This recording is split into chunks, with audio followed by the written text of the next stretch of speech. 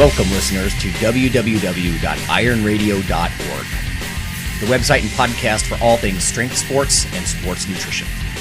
With your hosts, Lonnie Lowery. Remember, Phil is like a gnarled old oak tree held together with scar tissue and bone spurs. Rob Fortney. And I'm telling you, the pain that I would suffer was beyond excruciating. And Phil Stevens. Do it, Rob. You'll kill all those nerves. Thanks for listening. Good morning, everybody. Go to strengthguild.com, strengthguild.com. Scroll down to the Iron Radio collections, and we've got new shirts and new banners for you to support the show. Everything from just a regular banner, regular shirt, to ones with sayings on them, like Lonnie's Phil is like a gnarled old oak tree shirt. And some news for you, we're going to have some contests for people who own these shirts and things. So if you support the show, we'll let you more on that later. So if you get in on these early, you can be one of the first people to win some prizes. So thank you very much. Go check out the site, strengthguild.com. Scroll down to Iron Radio Collections and support the show. Welcome, Iron Radio listeners. This is Lonnie Lowery. I'm an exercise physiologist, I'm a sports nutritionist, and I'm a former competitive bodybuilder.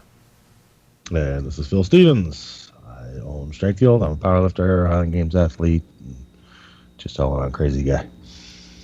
Nice. This is Dr. Mike T. Nelson, associate professor at the Carrick Institute and creator of the Flex Diet cert, physiologic flexibility cert, and it's -9 right now. It was -11 when I got up this morning. That's Fahrenheit for all you non-U.S. people. That's right. Yeah, we do have to think about that, yeah. I know. Oh, all right. We have a little bit of, we have some questions. We have actually a little contest that I thought we might start, I'll mention. Then we're going to talk a little bit about something that was on the forums that we mentioned last week about sodium intake and assessing your adequacy as far as your intake goes. Then after the break, we'll talk about speed work. We'll call it speed kills Redux because we've talked about speed work before and you know what Phil means when he says speed kills. But you know also what are some of the benefits of it. The contest, it's on the forums. For those of you who are on the forums, you could just go to why join, and we were talking about perks. You know, like what are some fun things you can do, and one was why don't we do some contests? And I know I've got some Iron Radio keychains and buttons and T-shirts left over, and Phil, I mentioned you could make anything you wanted. Yep. So anyway, the idea is just a haiku contest. I've been brewing this for years, and with the forums we have a chance to do it. Now, I'm using haiku in quote because I know there's some other requirements for a true Japanese haiku, right? But I'm just thinking syllables, right? 5-7-5, a 3-line, real brief kind of thing. We've already got 2 people who have commented here. It's Sean and Gabby. So here's what, let's see. This first one was Sean. Iron Radio. Lonnie, Mike, and Phil are cool. We miss the fortress. So that was his. Gabby, I like the coffee reference. Wake every morning, drink coffee, and hit the gym. Listen to the show. So that was good. Nice. Too. So I have a sort of epic example on there, but you can also send it by email through ironradio.org. In fact, because, I mean, if you want Fortress to see what you say, the email Iron Radio at ironradio.org, there's a link. That goes to Fortress, and then he just sends it to me, you know, rarely with any commentary in true Fortress style. He's still upright, so that's good. But then he'll call occasionally, be like, brother, man, I miss you, you know, and it's like, well, you know, you never know what you're going to get with Fortress. Anyway, okay, so there's the contest. By all means, anybody, I guess forums would be preferred if you could do that, or email through ironradio.org. I thought that'd be fun, because we haven't done a contest in a while. Listener question here. So there were a couple things that came up, and this was sort of an academic discussion, but it does sort of beg for some input here. the person was looking at scientific journals from science societies versus what I would call professional journals, that are a little bit more application-based and more for maybe the coaches and that kind of thing. But he said, is periodization overplayed in NSCA journals, and is protein dissuasion overstated in dietetics journals? Again, kind of getting at this idea is once something gets folded into the professional scope of practice, does that hurt the scientific, the neutral, observational approach of even critiquing something maybe where it's due? Mike, let's ask you just first. What do you think about either periodization or protein dissuasion being overplayed in practitioner journals? I would say probably. I mean, just the exposure that I've had, and that's not a knock against any of the organizations or anything like that. But I think the the thing that gets thrown out all the time is just the context in either scenario. In protein, are you talking about some type of pathology or kidney disease? Or are you talking about healthy people that want to lift weights and maximize, accretion of muscle mass? Right. So I think in a lot of the discussions, that's the thing that gets left out and is probably the most critical piece. And on periodization, is it someone who is just starting out who thinks they need the 17-step, Russian secret squirrel periodization plan for a lot of money, or they just need to go to the gym and do some volume? Yeah. So I think that the context gets left out. And even when you're reading some of the studies too, I think sometimes either authors or maybe it gets edited out or it drops out in peer review or who knows. Like even in the studies themselves, they don't, I think, mention in the application section who this may be for. They're trying to say that, this is for maybe athletes, but, athletes at what level? The college level, pro level, people just wanting to train in their garage. So, yeah, and I think anytime you're trying to question something that's been around for a while, it's going to be a little bit of a uphill battle for some time, too. Yeah, I mean, let's face it. I don't want to give the wrong impression that good science isn't the foundation of getting something published or in print and and whatnot. Yeah. And at the same time, there is some element of politics involved. Like I would send an article in defense of high protein diets to the Journal of the ISSN long before I would send it to a dietetics journal, right? Just because a lot of time, those clinicians are used to withholding protein from renal patients, for example.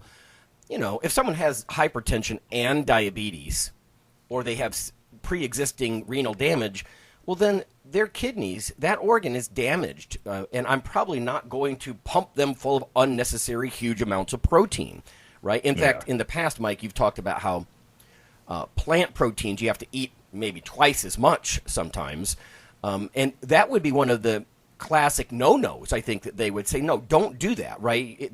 You can only have so much protein before you're putting a lot of extra work on a damaged kidney. So we're going to keep this to some very high quality stuff instead of just putting a bunch of nitrogen load on somebody for their kidneys to clear. And I don't want to get into too much of it, but the Brenner hypothesis, we talk about that in that book that Mike and I wrote, and Phil's on the cover of the dietary protein book. But it suggests that if you ask an organ to do a lot of work, that's stress and therefore damaging. But the Brenner hypothesis never really panned out. I mean, anybody in exercise knows that if you ask your biceps to do some extra work, it hypertrophies to meet the need. I mean, that's kind of our sport. It doesn't just fall off the bone. I think we've seen kidney hypertrophy in some athletes you've looked at too, correct? Well, I hesitate to even comment on it, but definitely, like if you have a kidney removed, the other one can hypertrophy to kind of just compensate. do the work, and stuff like that. But now, I think part of this question came from, I think there was a student was kind of coming at the professor, and you guys are going to snicker at this, and saying, well, in the hypertrophy mesocycle during periodization, your answer was 80% of 1 rep max for volume, and I said 82 or 85, so you're wrong, and I'm right. And he's kind of snickering. He's like, listen, the point is relatively heavy and more volume. I mean, that's kind of the point for hypertrophy, And it was that sort of obsessive attention to some very strict number that you can't deviate from. And that's why I thought, Phil, you could talk about, like, obviously as a veteran coach, you're not going to obsess. No, we're at this point in the, power phase. We can't deviate. Mm-hmm. How do you deal with that with your people? And I've written about like periodization and stuff for numerous times, but just some context. I mean, I think I'm not a hater of periodization. I think a good plan is needed. Mm-hmm. It's just like a map going anywhere. Like if you're going on a trip, you probably want to know how to get there. So we draw a map, but you have to be ready to deviate from said map. Because my problem with periodization is the same, is that it's all planned out, and I can't tell you if I don't know, Gina is going to come in this week and have a bad day. Yeah. And I planned, you got to do this. I wrote it down 4 months ago. Right. It says you have to do this. That's my problem. Right, yeah. So basically we build in outs, either we have a backup plans, either, okay, bad day, we're going this route, or good day, we're going this route. So I'm a big fan of strike when the iron's hot. But that said, we do what I call buy-ups. You still have to do the day's work that was written down if we're going up. So we do that work first. And if you kill that, then we've earned the right. It's not just hey, I think I feel good today. I'm not taking your word for it. Show me. Mm-hmm. Once you show me, okay, we'll do a little extra work.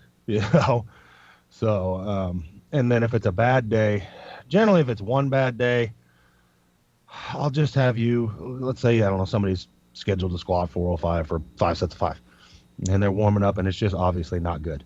We'll just go right to the assistance work, get the hell out of the gym. Yeah. If this happens 2 times in a row, like say this Saturday, bad squat day. Next Saturday, another one. Now what's going on? And we adjust the whole plan type of thing. Because if it's happening 2 times in a row, then essentially we've outstepped our bounds most likely. Mm-hmm. So a one-time thing happens. Everybody has a bad day.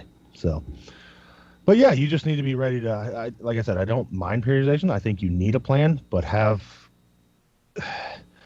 backup plans in place for either good or bad. Because I think you're selling yourself short. Let's say you're just crushing it one day, and you don't take that chance to get that extra volume or that extra intensity in that you're able to that day. I think you're selling yourself short. And then I also think you just see a lot of injuries, people trying to stick to this plan. Like, it's on paper, I must do it. Oh, I tore my hamstring, damn it. Right.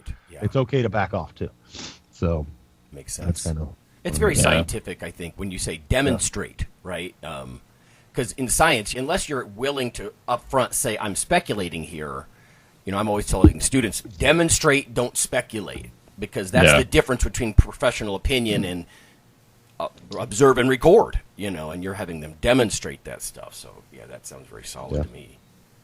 Yeah, I have a similar concept I call gated training, meaning that if you're doing good and we've got good history on, say, your bench press, and here's your 3 lead-up sets, and then you do 155 at 5, 165 at 5, 175 at 5, then maybe you get to go to 185, right? If that's kind of the plan we're going to, where people are like, but I did 135 for 6, I want to take 185 right now. It's like, no, we want you to go through these specific steps, get some accumulated volume. If you crush all of that, then now, like you said, Phil, you've earned the right to go up, and you've demonstrated that you probably can handle it.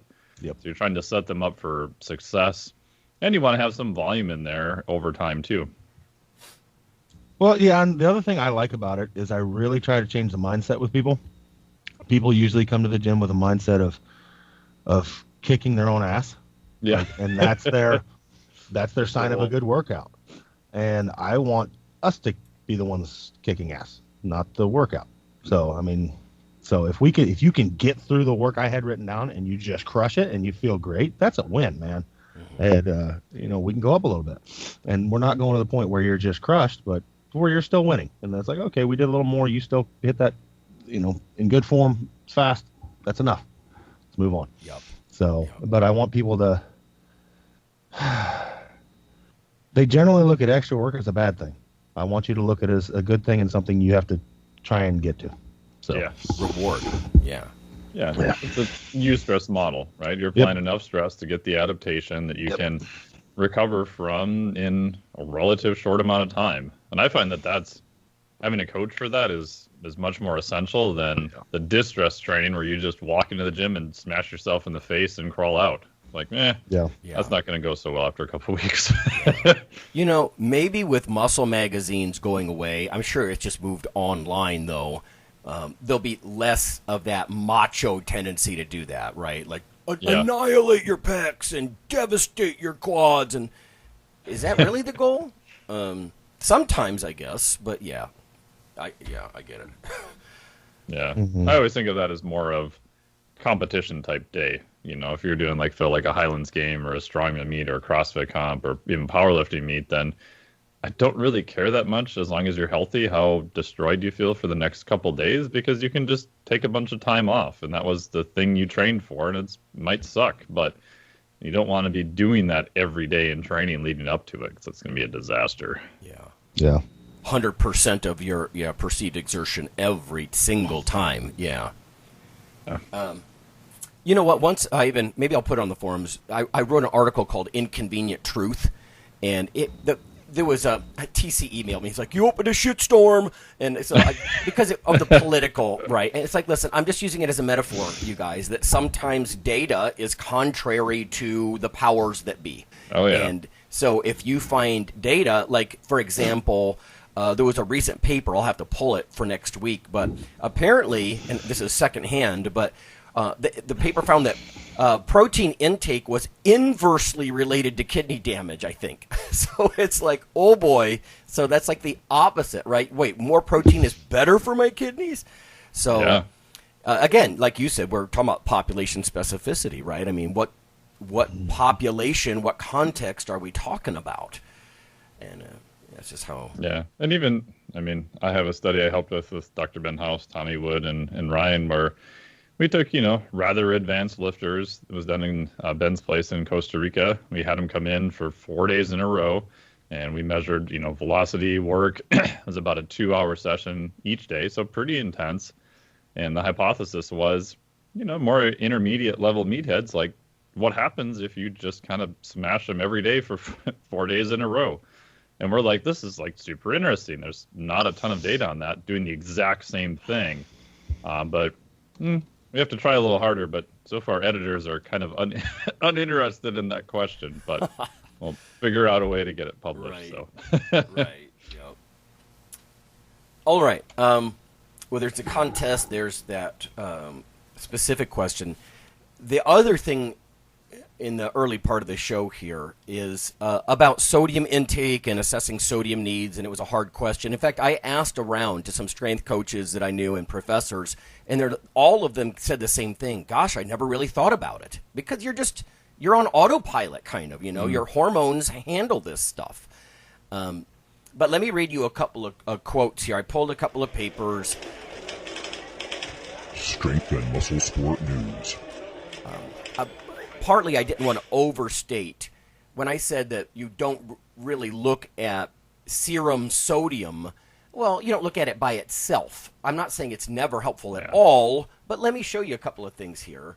This first one is a 2019, it's sort of a position paper from the European Food Safety Authority.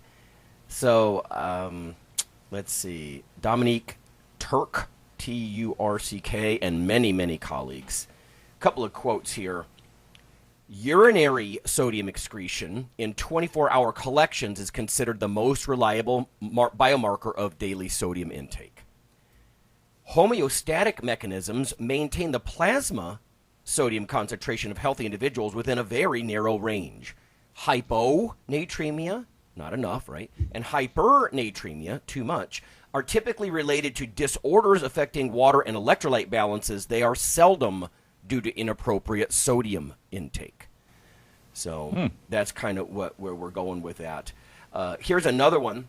This is from the True Consortium. So this is multiple countries. Norm Campbell headed this up. He's Department of Medicine up at University of Calgary, I believe. But a couple of things here. approximately 93% of ingested sodium is excreted in the urine. In fact, it's been shown that ingested sodium is exponentially excreted within 6 hours. And further, even with acute intravenous administration, most sodium is excreted within 5 to 10 hours and all within 40 hours. And again, so they point to aldosterone and different hormonal mechanisms for this, right? You have mechanisms to keep your sodium in a very tight range. So they also suggest perhaps multiple 24-hour urinary sodium assessments. Well, the problem with that, of course, is collecting someone's pee for 24 hours. Man, I've done this with protein work before, but people are, I forgot, and I peed some in the toilet. Container, bro. Right. Well, then throw that one out. But anyway, so I get it. It's what's being dumped in your urine. A couple of other quotes here. This is from Susan Whitmire. This is back in 2008, Nutrition Clinical Practice.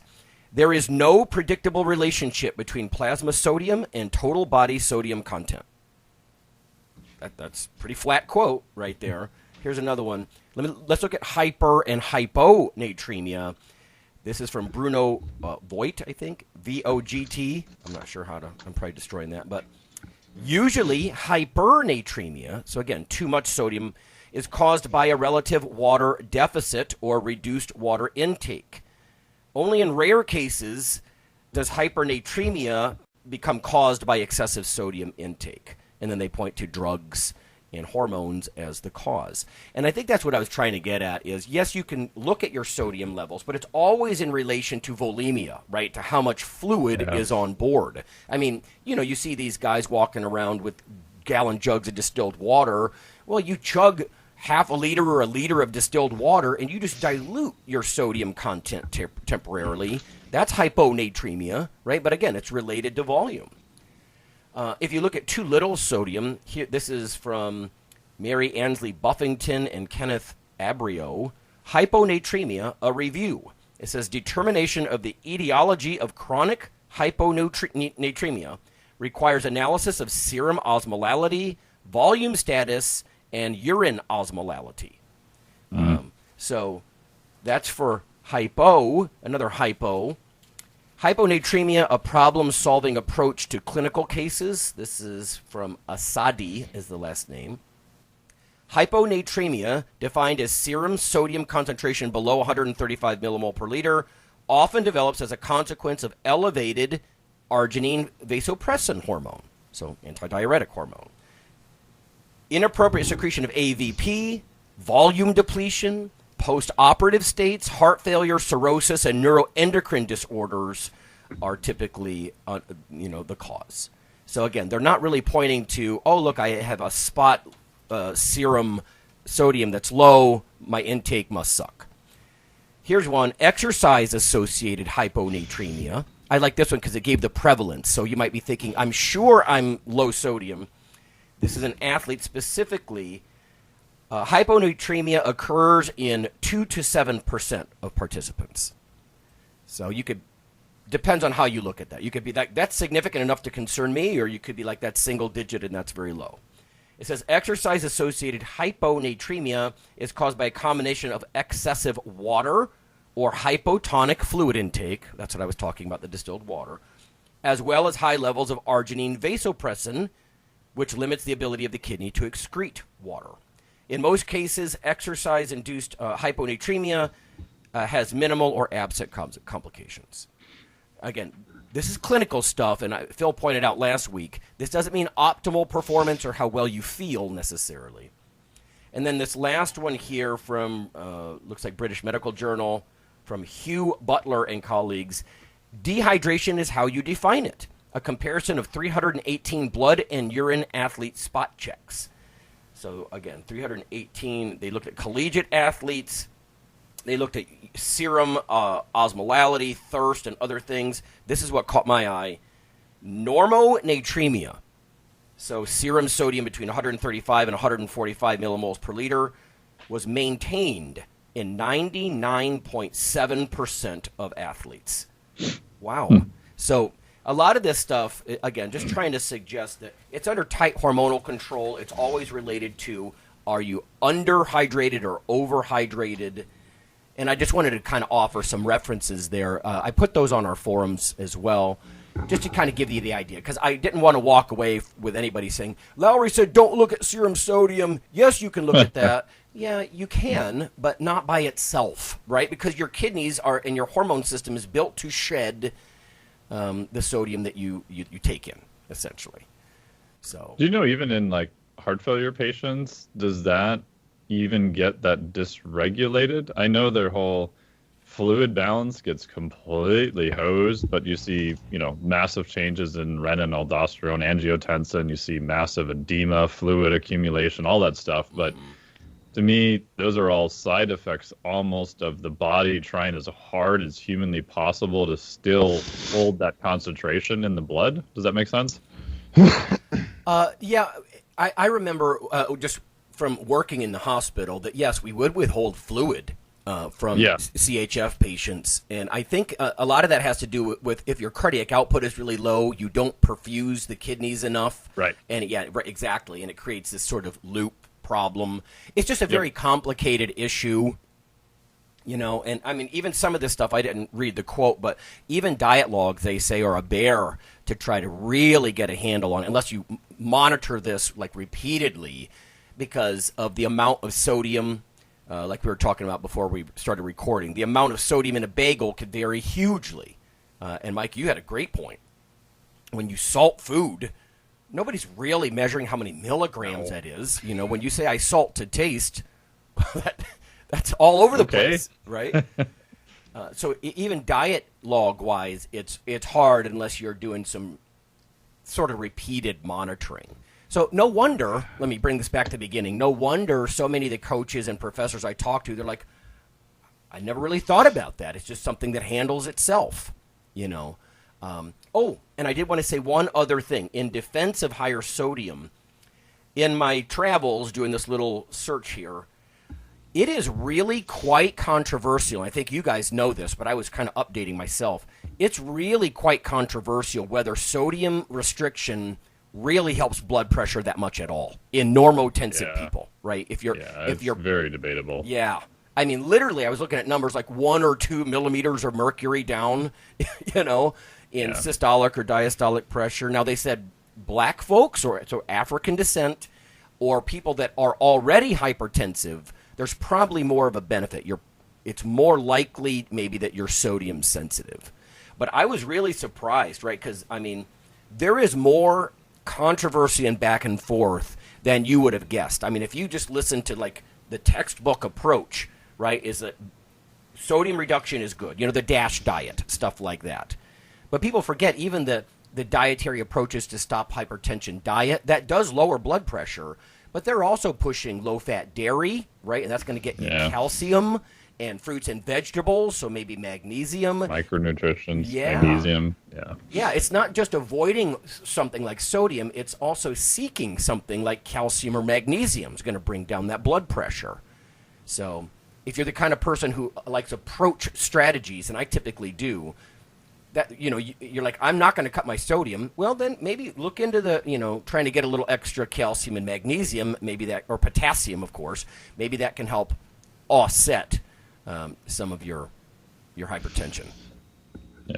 Unless the super short point is that it's better now, but there have been several athletes that have died from hyponatremia, basically drinking so much plain water. Usually it was in the case of marathon runners that they actually died. So if you go the other route and you try to just massively consume huge amounts of water in short periods of time, granted you have to do, usually a couple gallons per hour. It's very high. But there have been cases of people who have done that because they've depleted out so much sodium in a short amount of time that they've actually died. Exactly. Yeah, that really underscores the point about it's always related to volemia, right? So their serum sodium is going to drop because they diluted the heck out of themselves. What I was looking at was suggesting even something like a liter. And I think about the bodybuilding kids that I see walking around. They're not even competing, and they're walking around with distilled water. And I'm like, well, don't chug it. That's what I was thinking, too. Yeah. Like, don't chug that, bro, because you could screw up. Electrolyte balance is a complex thing, and you are screwing with it. Like you said, if it's acutely or these water drinking contests you hear about, and people die So Yeah.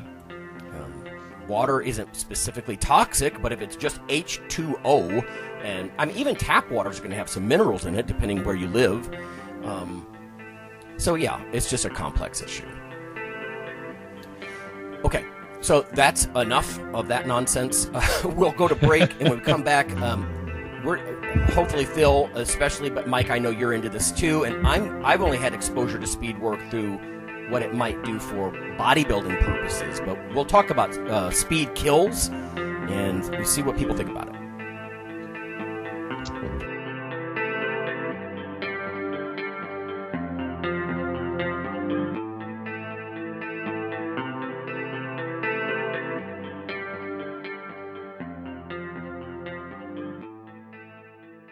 Hello there, ladies and gentlemen. Yeah, you know who this is.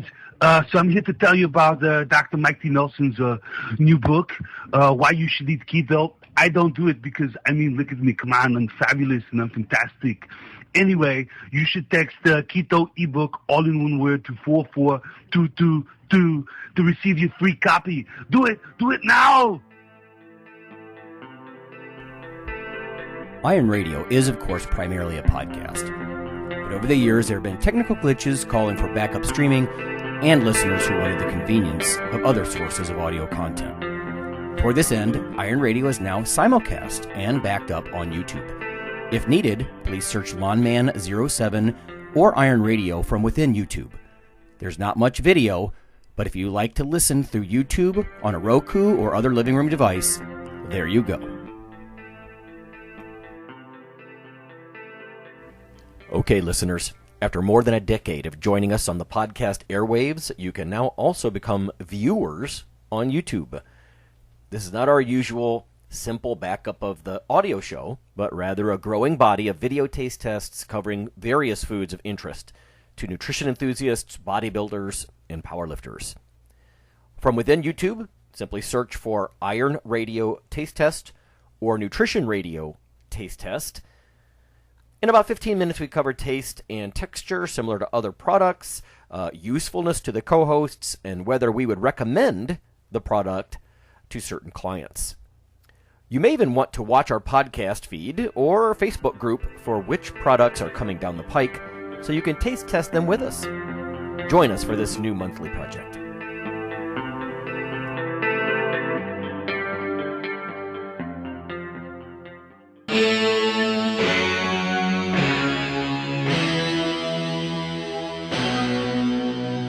Weekly fix of Iron Radio.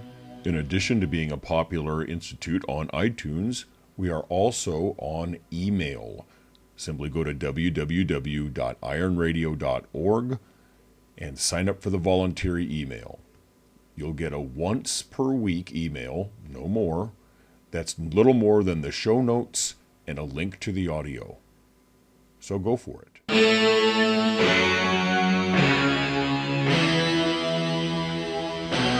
All right, folks, we're back. It's Mike, and it's Phil, and it's Lonnie, and we are going to talk about speed work. And I'd like to start with maybe a description, Phil. What do you and other coaches mean when you say speed kills? Oh, God. Well, I mean, this can go into any, I mean, rightly so, like in regular sports as well, team sports and things like that. I mean, it's even more so than lifting. Basically, a faster, stronger athlete is going to win. So, but as far as lifting goes, like in powerlifting, I like to use it because basically it's heavier than all the other lifts. So the only reason when I'm deadlifting 750 pounds or whatever it is, it's the explanation that the only reason it's going slow is that it's freaking heavy. You know, I'm trying to move the bar as fast as possible. In the power lifts, they call them the slow lifts, but the reason they're slow is because they are maximally heavy.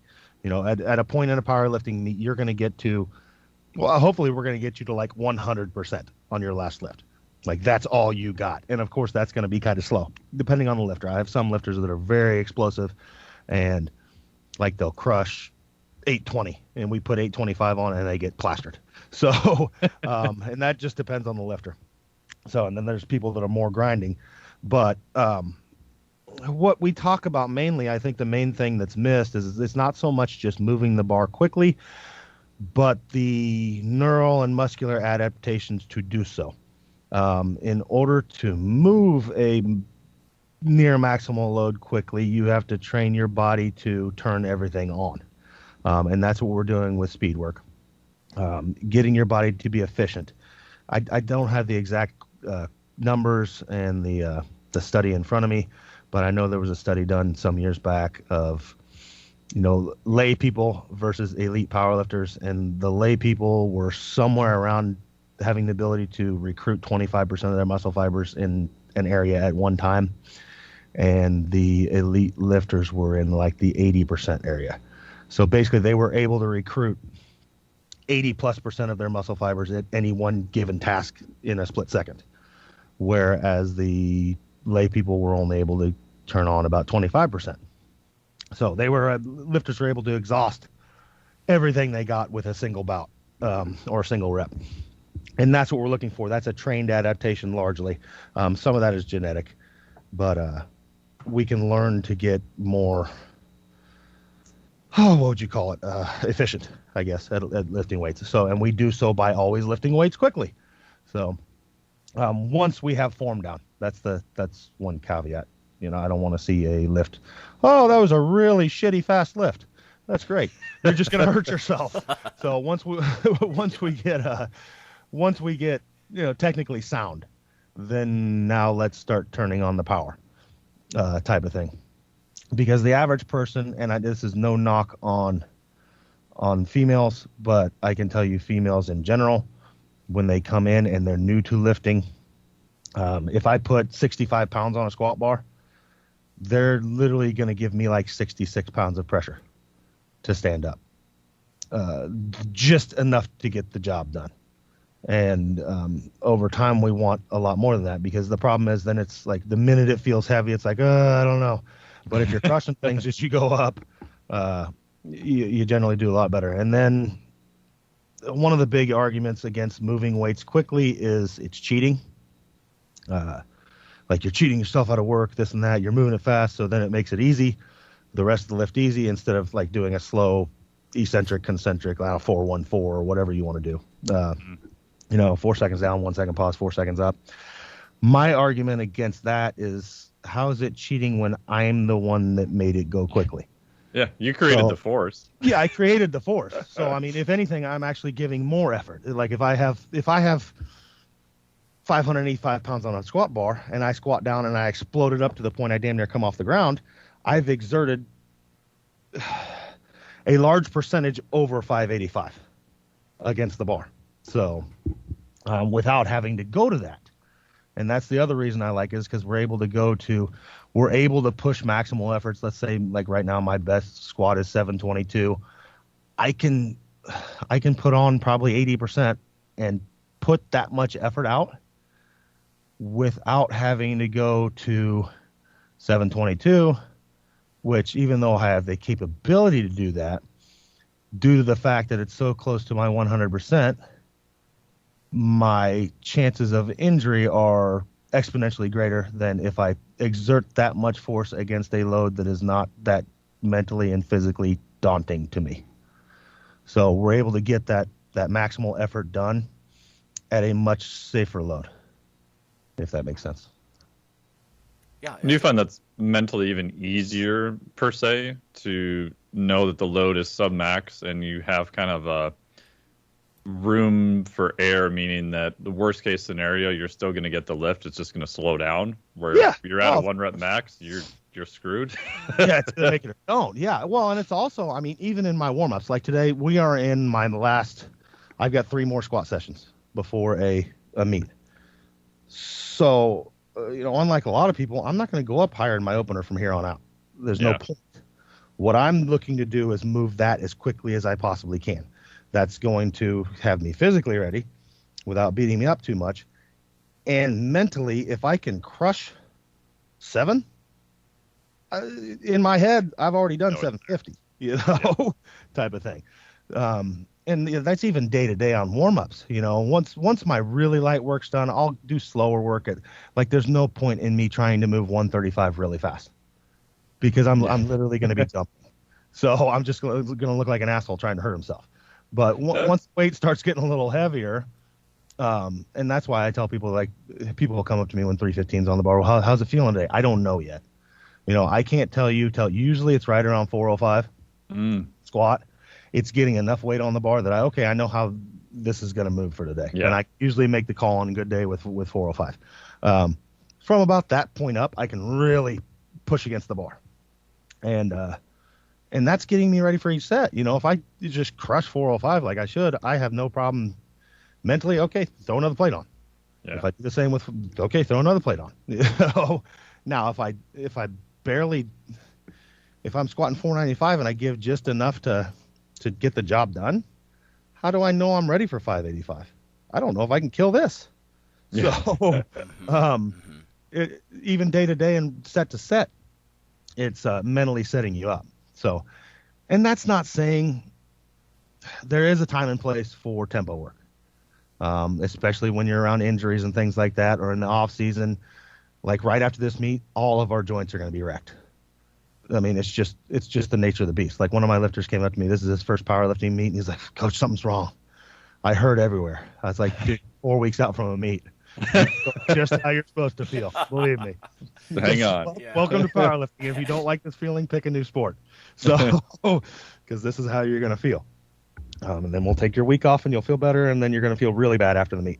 So, so usually after a meet and things like that, or injury situations, or learning a new movement pattern, of course we slow things down, because the minute we go fast, you're going to revert right to what you did before, because that's what your body knows. Yeah. So and moving fast, there is no time to think. So when learning a movement pattern, things like that, we have to slow it down until you ingrain that movement pattern.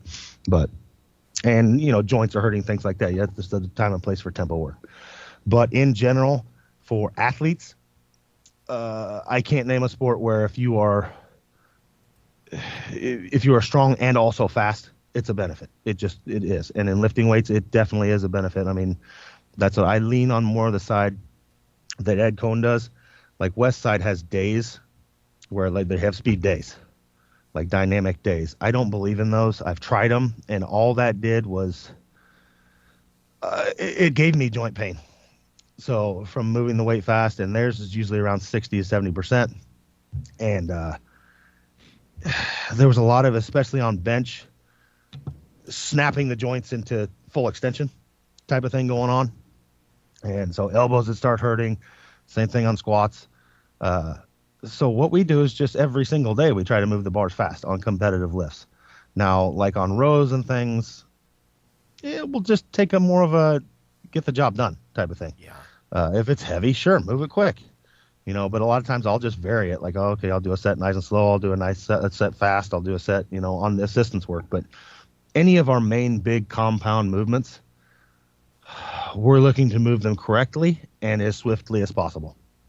So, and I mean, other than that, the thing it's going to do is generally it's going to limit, let's say we're doing rep sets, meaning, I don't know, sets 10, sets of 8, whatever. And this is another reason why I prescribe reps, a total reps, like a dose that Lonnie talks about. Because if I'm doing, 405 for 4 sets of 10, it's a lot easier for me if I'm doing it in a way that I'm moving it as fast as possible, because I'm recruiting more of my muscle fibers at any given rep. I wear myself out faster. So it's going to be very hard for me to hit 4 sets of 10, moving the bar as quickly and fast as possible, because I'm wearing myself out fast. Now, if I slow down and just kind of punch them out, I can work through 10, 12, maybe 15. Whereas if I'm crushing every single rep, come rep 6, 7, it's like, whoo! Basically, you just wore yourself out earlier than you needed to, which I don't see as a bad thing on a strength athlete. It might take us more sets then. So, yeah. And that's another one of my reasons why I changed to prescribing a certain number. Like, we're doing 30 reps, and I want you to crush them all. Because if I said 4 sets of 10, then this might be bad. Most likely, what's going to happen? We're going to hold back. They're not going to crush it. They're going to hold back so they have the the energy left to do 10 because I told them to do 10. Whereas if I just tell them to do 30, I don't care how many sets it takes. I just want you to crush them all. They can do 15 sets of 2. I don't care, as long as they move fast. And we're still getting the same total volume in while exerting more force on every single rep. Mm-hmm. So I always liked the more sets. The further I got in my career, I started doing a little fewer reps per set and more sets because I just felt a little fresher as I stepped back up to the bar every time. I'm sure there's a sweet spot there, but. And there's a time and a place. I mean, there's a time and place where we'll just be like, okay, AMRAP, let's see how many you can do. Brutal. And and it's also just fun too. And that can be as mentally, you can grow as much mentally from that as anything. So, but that's kind of the throw it at the fan. Here's all the little bits and pieces about why I'm just a fan of moving quickly. Yeah. So. Phil, it's very efficient. I mean, for the longest time, I did something similar. I mean, I was never a power lifter, but just at 135, 185, 2 1/4, that was specifically explosive work. Like on my way up to going, now I would only do, in my life, a 405 was as high as I usually went, right? Because I'm done there. At my best, maybe I am doing sets of 8 there. But the point is, the speed work was built into the lighter sets, the ramp up, as opposed to a separate day. And yet, as I got older, some days, almost like an undulating periodization, I'm just not going to go heavy every time. Instead of weeks and weeks in one mesocycle, just undulating periodization. And I would build in light days that I might just do 5 sets of 5, just speed work, whether it's squat or bench or whatever, and maximum dynamic kind of effort.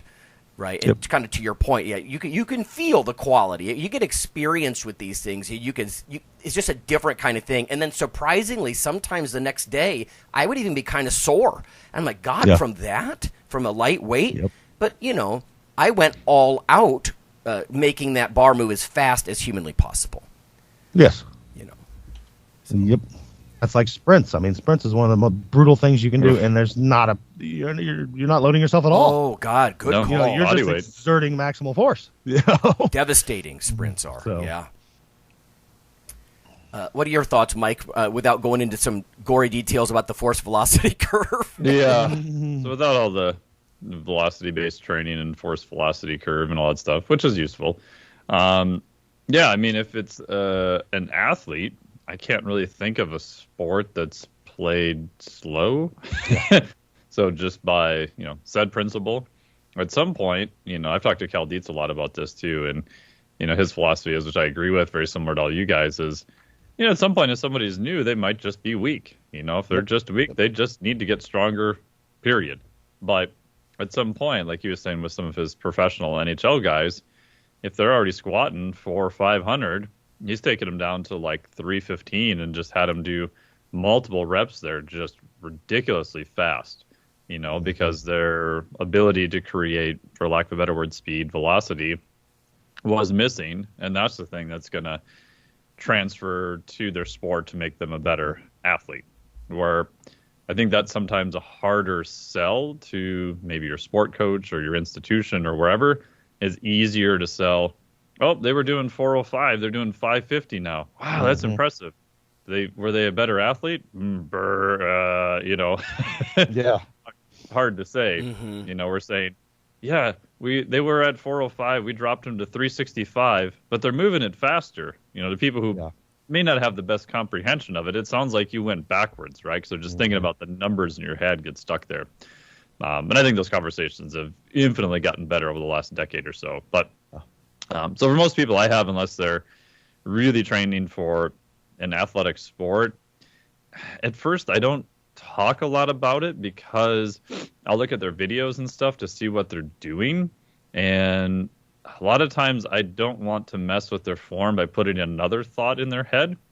But at some point when I see they can accomplish reps and they look really good and really smooth, then I'm like, okay, control the eccentric, and then on the concentric, move as fast as you can, keeping good form. Yes. So a client posted a video of his front squats, which have been looking great.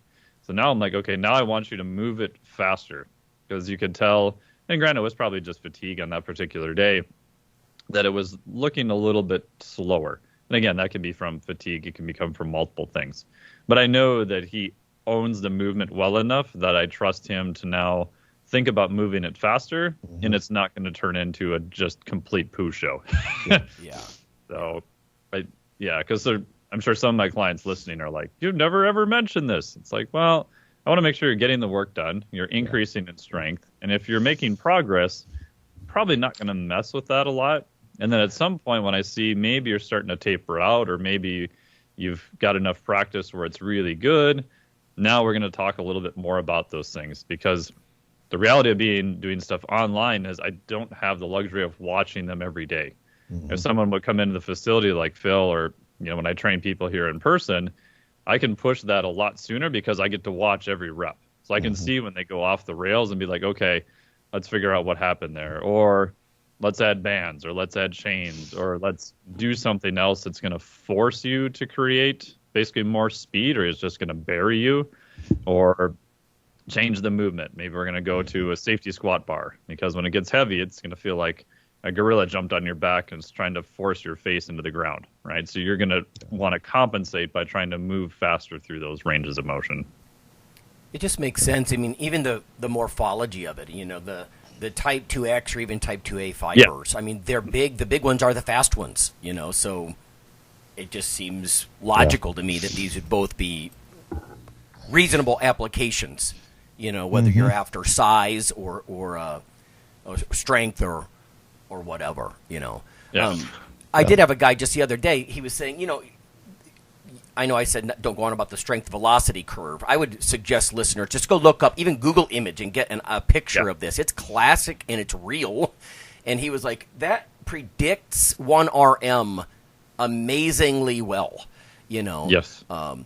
So, yeah, and of course it does. If you're like I was saying, if you're owning something and the bar velocity is crazy high, yeah, you could probably predict how much weight you can. Obviously, as you add weight, the velocity is going to slow down and keep slowing down until, I suppose, at some point it goes to zero and you get stuck. Because it's so heavy. Yeah. The caveat with that is that you have to map it for yourself. You can look at some general ranges, but like Phil was saying, we've all seen lifters who, like I've watched this one lifter years ago, just kept adding 50 pounds to his deadlift, and each rep looked like he wasn't going to make it. And like 250 pounds later, he finally hit his max. Yeah. It's like, what the hell? Just grinding. That's lifter. We were at a meet probably 5 years ago, and there was an older guy. When I'm talking older, I'm talking like I think he was in his 70s. Oh, wow. And he's deadlifting, and he's in the warm-up room with the 405, and it was like a 6-second lift. Ooh. And I'm like, okay. He's like, what are you opening? I'm opening a 650. I was like, holy, you're in trouble. And like, literally everything from 405 to 650 moved the same speed. Yeah. Like it just, he just, it's like an old crane. Yeah. And I was like, wow, man, that was impressive. Okay, well, I'll listen to you now. So Right. you know your body. I would have never guessed that. Yeah. So it does emphasize the difference between the extreme agility and everything that goes in skill and everything that goes into sports versus just like you were saying about Eddie Cohn, sit down and stand up. Yeah. Because as you guys were talking, I remember there was an old quote. I don't remember exactly what it was, but something about where is the football player that can bench 405 very slowly and all of his lifts very slowly. He's on the bench. On the bench, right? Exactly. Yeah, exactly. So, well, no, and I mean another thing that you don't think about is again speed work. So usually with people, a lot of things go wrong. Like maximal loads show error or show weak points because once they push maximally, something it pushes harder to something else. Like let's say their hamstrings aren't holding up to the push that their quads are given, so they shoot their hips up a little bit in a squat and things like that. You have no choice but to push maximally against a maximal load. So that's another reason why max lifts don't always look perfect. You can mimic that with speed work. Like we can mimic, okay, where are you weak at by pushing maximally against the submaximal load.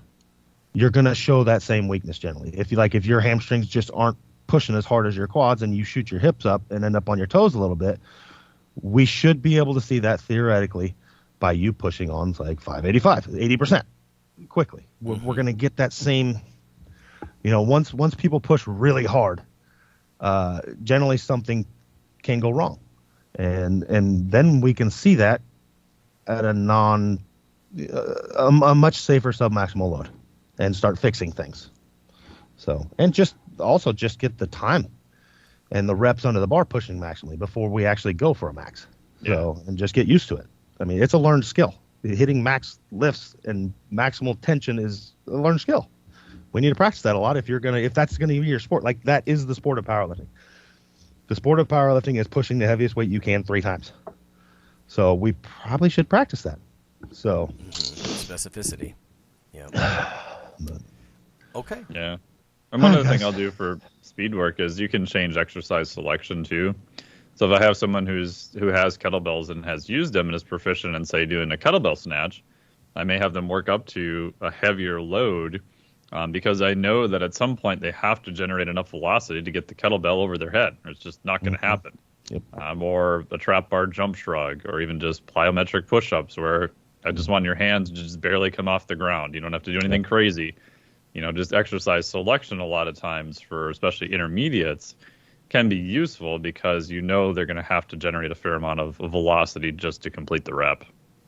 I like that. Yeah. I mean, I would even do not just the whole rep being speedy or like you're saying controlled eccentric then explode, but literally just pause.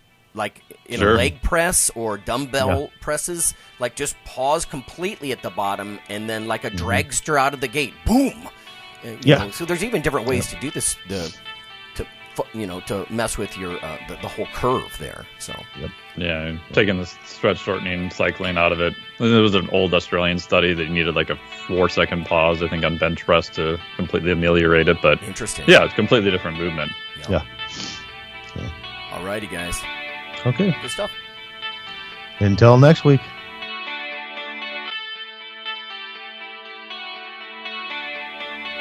Iron Radio is accepting donations.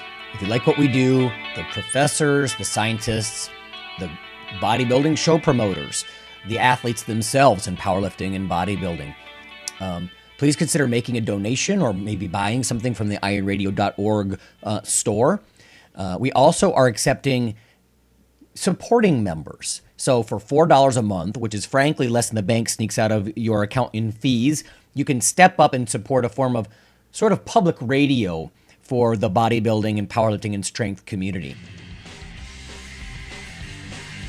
The Iron Radio podcast and all of the audio on ironradio.org is for informational purposes only. If you're interested in starting a diet or exercise program, it's important to check with your physician.